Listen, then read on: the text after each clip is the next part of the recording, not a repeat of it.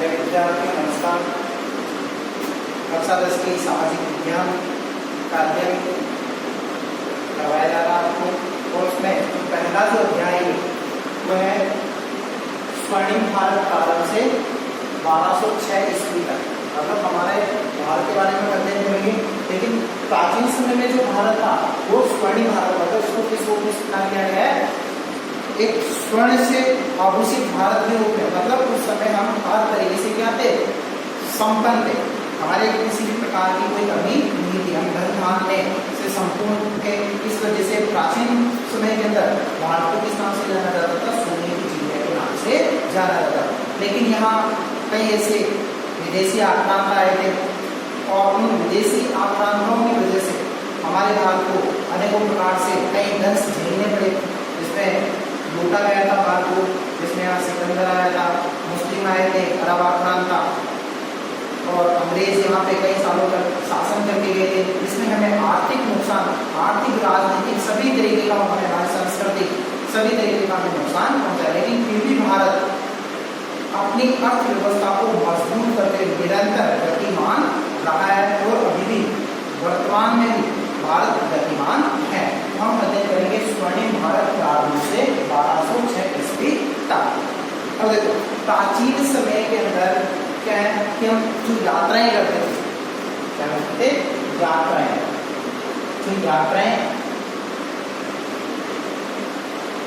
यात्राएं की जाती थी और वो यात्राएं किसके माध्यम से की जाती थी, जलयानों से। मतलब उस समय क्या थे, जलमार्ग थे,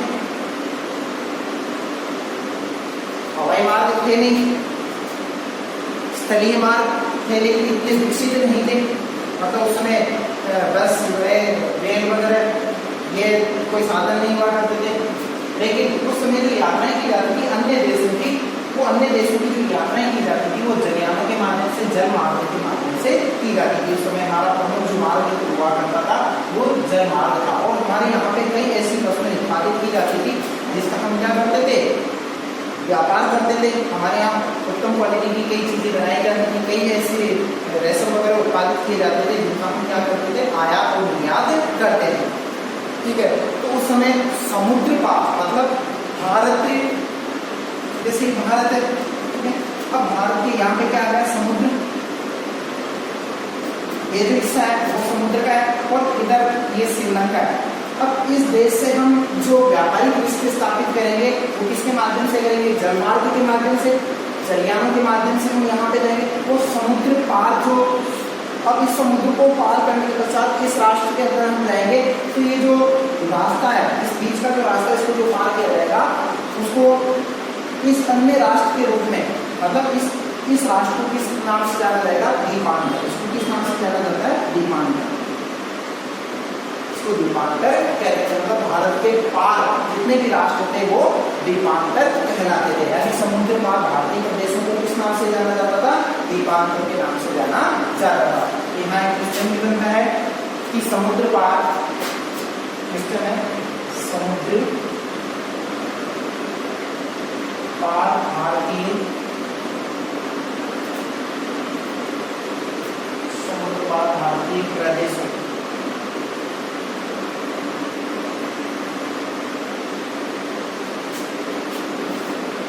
क्या कहते हैं,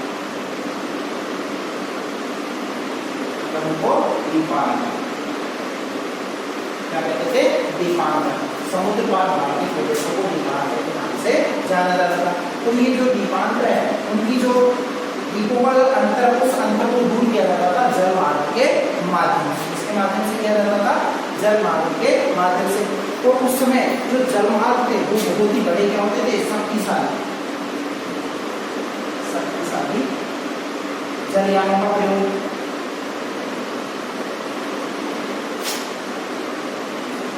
शक्तिशाली जलयानों का हम प्रयोग करते थे। ठीक है, अब जो शक्तिशाली जलयानों का प्रयोग करते थे वो किन किन राष्ट्रों के साथ में करते थे, जो प्रयोग किया जाता था, जो यात्राएं होती थी, जो यात्रा की जाती थी, वो जो शक्तिशाली जलयानों के माध्यम से जो यात्राएं की जाती थी उसमें हम कई ऐसे राष्ट्र हैं जिसमें ब्रह्मदेश, दमन, श्याम, इंडोनेशिया,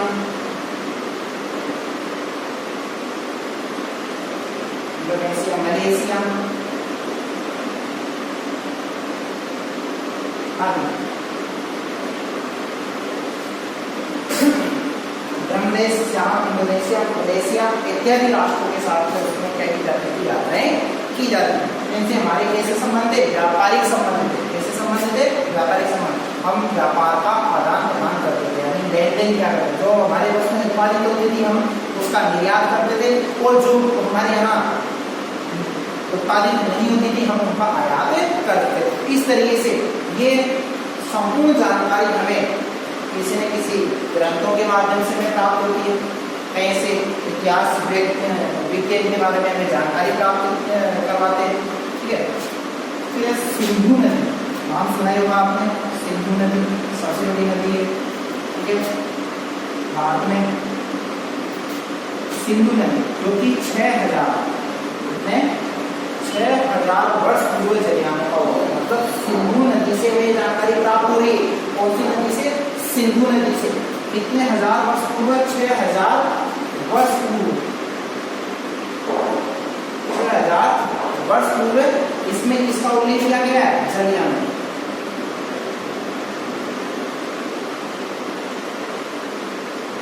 जब सिंधु नदी का हम अध्ययन करते हैं, विस्तृत अध्ययन करते हैं, तो उसमें 6,000 वर्ष पूर्व जो यात्राएं की जाती थी, जो व्यापारिक रिश्ते स्थापित थे, वो किसके माध्यम से थे, जलयानों के माध्यम से। और उस समय जो जलयान थे उसमें से थे शक्तिशाली बड़े बड़े जलयानों का उपयोग किया जाता था। ऐसे हमारे द्वारा व्यापारिक संबंध के बारे में जानकारी प्राप्त होती है और किन राष्ट्रों से हमारे संबंध है। तो ये सब कुछ हमें कई ग्रंथों के माध्यम से, और उस समय जो ज्ञान का खजाना हुआ करता था, ज्ञान के खजाने के रूप में जो बताया गया है वो है वेद। वेदों से हमें, वेदों से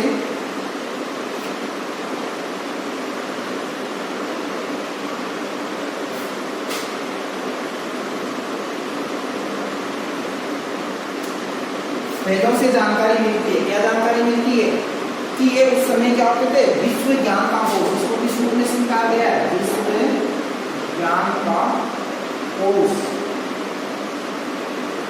कोश मतलब खजाना, मतलब ज्ञान का क्या है, ये खजाना। हमें ये सब कुछ जानकारी विश्व ज्ञान की जो ज्ञान हमें प्राप्त हो रहा है, विश्व का जो ज्ञान हमें प्राप्त हो रहा है, वो किस रूप में प्राप्त हो रहा है, वेदों के माध्यम से। इनका हम अध्ययन कर रहे हैं, तो वेदों के अध्ययन से हमें ये प्राप्त हो रहा है कि उस समय जो व्यापार वगैरह किए जाते थे, किसके माध्यम से किए जाते थे, जलयानों के माध्यम से, शक्तिशाली जलयानों के माध्यम से। और उस समय जो यात्राएं की जाती थी वो जलमार्ग के माध्यम से। समुद्र पार भारतीय प्रदेशों को किस नाम से जाना जाता था, द्वीपांतर के नाम से जाना जाता था। ठीक है, अब विश्व वेदों को विश्व ज्ञान कोश के रूप में स्वीकार किया गया। अब इसी के साथ में, इसी कड़ी में हमें और भी कई जानकारियां प्राप्त होती कि उस समय कई छोटे छोटे जन थे। अभी संपूर्ण भारत जो देखने को मिलता वो नहीं है, छोटे छोटे जन हुआ करते थे। जैसे जयपुर बड़ी रियासत हो गई, चौमुन रियासत के रूप में, आमेर रियासत के रूप में, अभी तो संपूर्ण भारत के अंदर आ रहे। इस तरीके से ऐसी रियासतें हुआ करती। तो उस समय का जो दौर था वो महाजनपद काल के नाम से जाना जाता है। इस काल के नाम से महाजनपद, महाजनपद। उस समय जो क्या है, महाजनपद काल। और महाजनपद काल में दो प्रकार की व्यवस्थाएं थी। कितने प्रकार की व्यवस्थाएं थी, दो प्रकार की व्यवस्थाएं। अब वो दो प्रकार की व्यवस्थाएं कैसी थी, एक थी संवैधानिक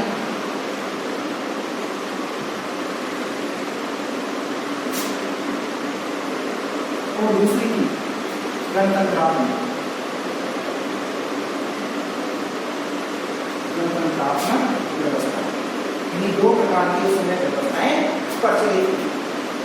गणतंत्रात्मक, सॉरी संवैधानिक क्या, राष्ट्रतंत्रात्मक, सॉरी महाजनपद काल के अंदर जो व्यवस्थाएं प्रचलित थी उस समय क्या थी, राष्ट्रतंत्र।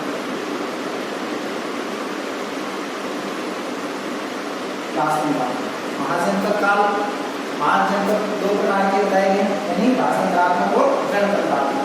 इसमें राष्ट्रतंत्रात्मक जो व्यवस्था है, उस राष्ट्रतंत्रात्मक व्यवस्था के अंदर कौन कौन सी मिलती है, कौशल, वत्स, अवंती, मगध, साक्य, कौशल, वत्स, अवंती, मगध, साक्य, ये इत्यादि प्रकार के जो राज्य हैं इसमें राष्ट्रतंत्रात्मक व्यवस्था में सम्मिलित है। इस तरीके से ये व्यवस्था है उसमें प्रतिनिधि यानी महाजनपद काल के दो प्रकार कौन से राष्ट्रतंत्रात्मक हो गए और गणतंत्रात्मक हो गए। इस तरीके की ऐसी व्यवस्थाएं उसमें प्रचलित थी। और जो उस समय विस्तृत और शक्तिशाली जो राज्य है वो किस नाम से जाने जाते थे? महाजनपद के नाम से।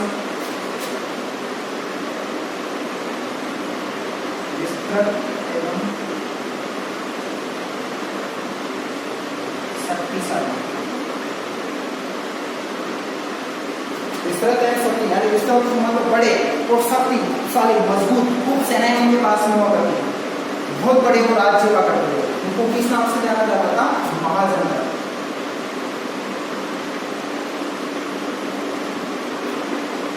महाजनपद किस नाम से जाना जाता था? महाजनपद। तो यार विस्तृत भी हो सकता है कि महाजनपद किसे कहते हैं? इसके पास में क्या हो? विस्तृत राज्य हो, बड़ा राज्य हो, शक्तिशाली राज्य हो, विस्तृत और शक्तिशाली जो राज्य है बहुत बड़ी सेनाएं उनके पास में किस नाम से जाने जाते हैं? महाजनपद के नाम से जाने जाते हैं। ये संपूर्ण जानकारियां हमें इत्यादि ग्रंथों के माध्यम से प्राप्त होती है। ये जिन ग्रंथों के बारे में बताते हैं इस तरीके से जो महाजनपदों का जो निर्माण हुआ है वो महाजनपद ऐसे ही निर्मित नहीं हो गए। वो किस तरीके से छोटे छोटे जनों को मिला के, इस रूप में छोटे छोटे जनों को मिला के छोटे छोटे जन मिलकर इसका निर्माण करते हैं, महाजनपद का निर्माण करते हैं। छोटे छोटे जन मिलकर कई जनों के रूप में एक महाजनपद का निर्माण करते हैं। और ये संपूर्ण जानकारी हमें जो प्राप्त हो रही है वो बौद्ध ग्रंथ,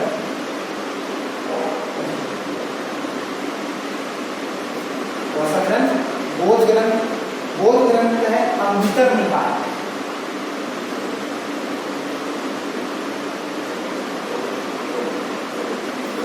अंगुत्तर निकाय, बौद्ध ग्रंथ, अंगुत्तर निकाय के माध्यम से भी महाजनपदों के बारे में जानकारी मिलती है। ठीक है। और दूसरा है जैन ग्रंथ।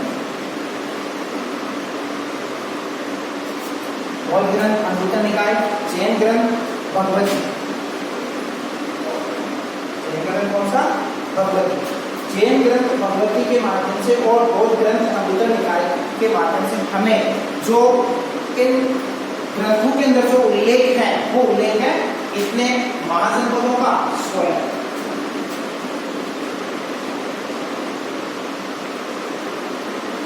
किताब के अंदर उल्लेखित है 16 महाजनपद। कितने महाजनपद है? 16।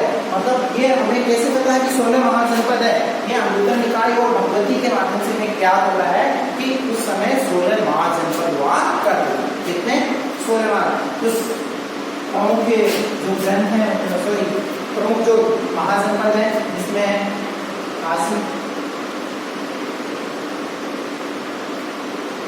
काशी, अवंती, कुरु,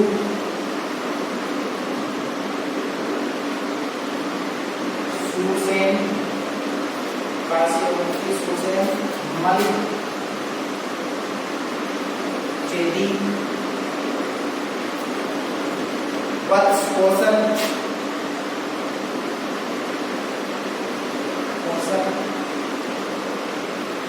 आदि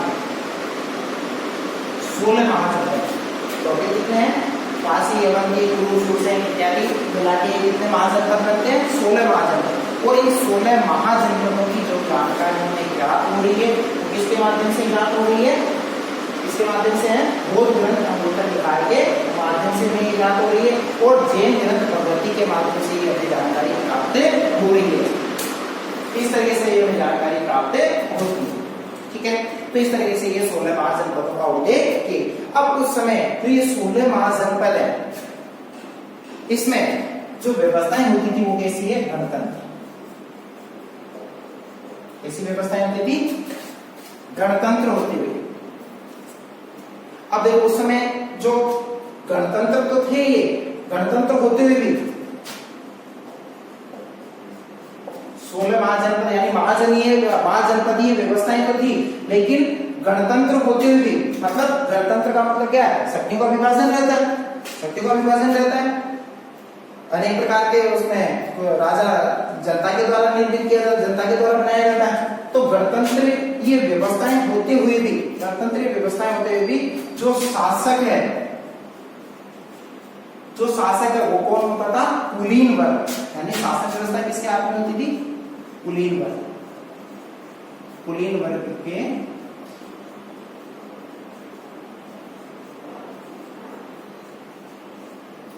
हाथों में शासन व्यवस्था।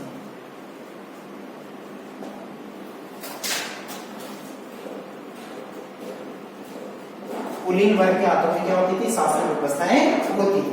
ठीक है, तो इस तरीके से उस समय जो गणतंत्रात्मक शासन व्यवस्थाएं होते हुए भी, और जो शासक वर्ग होता था वो कुलीन वर्ग के लोग ही होते थे, जो राजवंश से संबंधित थे वही क्या करते थे, शासन का प्रतिनिधित्व करते थे। और उस समय जो प्रतिनिधि, जो एक संस्था होती थी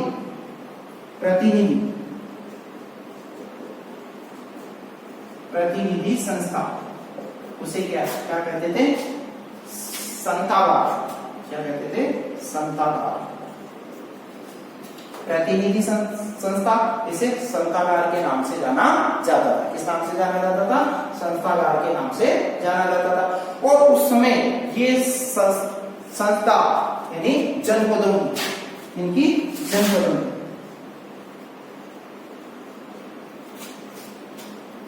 जनपदों की सबसे बड़ी क्या थी, ये सबसे बड़ी संस्था के रूप में, सबसे बड़ी ये संस्था के रूप में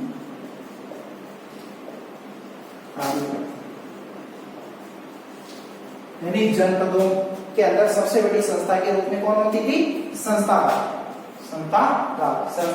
जनपदों की सबसे बड़ी संस्था के रूप में कार्य करती थी, सबसे बड़ी संस्था ये हुआ करती थी। तो इस तरीके से उस समय महाजनपद काल था, और महाजनपद काल इस तरीके से प्रारंभ हुआ था, और शुरू से अध्ययन करते कि स्वर्णिम भारत प्रारंभ से लेके और 1206 ईस्वी तक का इसमें बताया गया है, जिसमें कि हमारा जो व्यापार वगैरह या दूसरे राष्ट्रों से जो संबंध था वो व्यापारिक संबंध हुआ करते थे। उस समय जो व्यापारिक संबंध थे या यात्राएं जो की जाती थी वो किसके माध्यम से की जाती थी, जलयानों के माध्यम से की जाती। और समुद्र पार भारतीय प्रदेशों को किस नाम से जाना जाता था, द्वीपांतर के नाम से जाना जाता था। और ये सब कुछ जानकारियां हमें सिंधु नदी, जो कि 6000 वर्ष पूर्व जलयानों का उल्लेख किया गया है, सिंधु नदी के माध्यम से हमें ये जानकारी प्राप्त हो रही है। और वेदों को विश्व ज्ञान का कोश भी बताया गया, वेदों को किस रूप में स्वीकार किया गया, संपूर्ण विश्व के ज्ञान का अगर खजाना है तो वो किसके अंदर, वेदों के अंदर संकलित, यानी वेदों का अध्ययन करने से संपूर्ण विश्व की जानकारी हमें प्राप्त हो जाती है। ठीक है, और उस समय जो महाजनपद काल है वो गणतंत्रात्मक व संवैधानिक व्यवस्था का आदर्श रहा, यानी गणतंत्रात्मक और संवैधानिक व्यवस्था का जो आदर्श रहा है वो किसे बताया गया, महाजनपद काल को बताया गया। और उत्तरवेदी काल में हमें विभिन्न जनपदों का, उत्तरवेदी काल में हमें क्या है, विभिन्न जनपदों के अस्तित्व के बारे में जानकारी मिलती है, जिसमें छोटे बड़े जन, कई छोटे और बड़े जन मिलके बड़े जनपदों का निर्माण करते हैं। और ये 6वीं शताब्दी तक जनपद किस रूप में स्वीकार किए गए, महाजनपद के रूप में। और महाजनपदों का जो काल है, देखा नहीं होगा, महाजनपदों का जो काल है वो कब से है, 600 से 325 ईस्वी पूर्व तक बताया गया है। महाजनपदों का काल कब से कब तक बताया गया, 600 से 325 ईस्वी पूर्व। और इसमें विस्तृत व शक्तिशाली क्या हुआ करते थे, महाजनपद हुआ करते थे। ठीक है, तो इस तरीके से ये महाजनपद काल, और महाजनपद काल के जो 2 प्रकार है वो कौन कौन से हैं, 2 प्रकार, राजतंत्र और कुलीन तंत्र, राजतंत्र और गणतंत्र। कैसे तंत्र थे, राजतंत्र व कुलीन तंत्र, यानी महाजनपदों के 2 प्रकार हुआ करते थे। प्रश्न ऐसे पूछ ले कि महाजनपदों के कितने प्रकार हुआ करते थे, तो क्या बताओगे उसके अंदर कि महाजनपदों के 2 प्रकार हुआ करते थे, राजतंत्रात्मक और गणतंत्रात्मक 2 प्रकार हुआ करते थे। ठीक है, और ये सब कुछ जानकारी हमें महाजनपदों की जो प्राप्त हो रही है वो बौद्ध ग्रंथ, कौन सा ग्रंथ, बौद्ध ग्रंथ अंगुत्तर निकाय और जैन ग्रंथ भगवती के माध्यम से हमें कितनी जानकारी प्राप्त हो रही है, 16 महाजनपदों की जानकारी प्राप्त हो रही है। और जो प्रमुख 16 महाजनपद है उसमें से कुछ प्रमुख है काशी, अवंती, कुरु, सूरसेन, मल, चेदी, वत्स, कौशल इत्यादि ये 16 महाजनपदों का उल्लेख इसमें किया गया है। और गणतंत्र होते हुए यानी उस समय महाजनपद काल के अंदर जो व्यवस्थाएं थी वो कैसी व्यवस्थाएं थी, गणतंत्रीय व्यवस्थाएं होती हुई, लेकिन उस समय जो शासन की जो बागडोर हुआ करती थी वो शासन की प्रमुख बागडोर किनके हाथ में हुआ करती थी, कुलीन तंत्र के हाथ में हुआ करती थी। बागडोर किनके हाथ में हुआ करती, कुलीन तंत्र के हाथ में हुआ करती थी, यानी कुलीन वर्ग का ही आधिपत्य हुआ करता था शासनीय व्यवस्था पे। और उस समय जो एक बड़ी संस्था हुआ करती थी जिसे प्रतिनिधि संस्था के नाम से जाना जाता है, यानी प्रतिनिधि जो संस्था थी उसे संस्थागार कहा जाता है। किस नाम से जाना जाता था, संस्थागार। यानी जनपदों की सबसे बड़ी संस्था, जनपदों की सबसे बड़ी संस्था कौन थी, संस्थागार। कौन थी, संस्थागार। ठीक है, इस तरह से महाजनपद थे। अब है राजस्थान के जनपद, राजस्थान के जनपद। राजस्थान के 4 प्रमुख जनपद हुए। राजस्थान के कितने जनपद हुए, 4 जनपद हुए। और राजस्थान के अंदर जो जनपदों का जो निर्माण हुआ, जनपदीय जो व्यवस्थाएं आई है राजस्थान के अंदर, जो कैसी व्यवस्था आई है, जनपदीय व्यवस्था। कहां पे जनपदीय व्यवस्था कहां आई है, राजस्थान के अंदर, जिसमें मालव, सीवी, अर्जुनैन, मालव, सीवी, अर्जुनैन, जो कि राजस्थान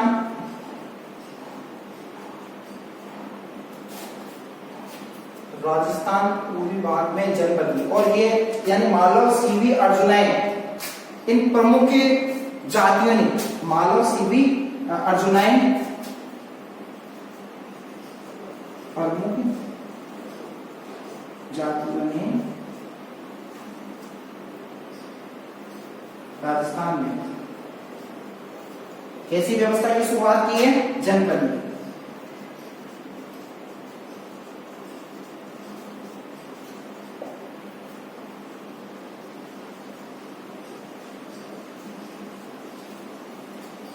मालव, सीवी, अर्जुनैन प्रमुख जातियों ने राजस्थान में जनपदीय व्यवस्था लागू की है।